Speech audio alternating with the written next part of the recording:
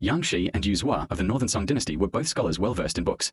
However, when they encountered a difficult problem, their first thought was to seek advice from Cheng Yi, a great Confucian scholar. This respect for knowledge is particularly worthy of our learning. It was just dawn when they set off. The cold wind cut to the bone, and a thin layer of snow had already accumulated on the ground. Yang Shi and Yu Zhua wrapped their clothes tightly around themselves, slung their book boxes over their shoulders, and set off. They said, to pursue knowledge, one must have sincerity and not be afraid of hardship. The snow fell harder and harder, and the path became slippery and difficult to walk on. Their cotton robes were covered in snow, and their hands were frozen red, but they did not dare to stop for a moment. Their only thought was to reach Master Cheng's home as soon as possible to resolve their academic doubts. They finally managed to reach Master Cheng's house, only to learn that he was taking a nap. The doorman asked them to wait a while. Yang Shi and Yu Zhua exchanged a glance, quietly stepped back outside the door, and decided to wait until Master Cheng woke up before asking for advice. The snow grew denser. Yu Zhua whispered a suggestion to take shelter from the snow, but Yang Shi shook his head and said, "Master is resting, we must not disturb him." So they stood quietly in the snow, not even daring to move their feet. The doorman saw through the crack of the door that they were covered in snow, shivering from the cold yet standing motionless.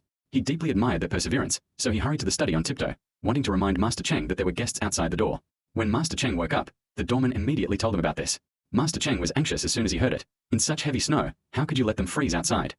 He quickly got up and went to open the door. After warming themselves up indoors, Master Cheng began to explain the academic problems to them. Yang Shi and Yu Zhua listened extremely carefully, taking notes and asking questions at the same time.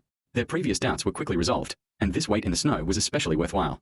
Master Cheng looked through their notes and said with great satisfaction, "You both love learning and have good manners, you will surely achieve great things in the future." In fact, this kind of respect and perseverance is itself the most precious quality. When they took their leave late at night, the snow had stopped.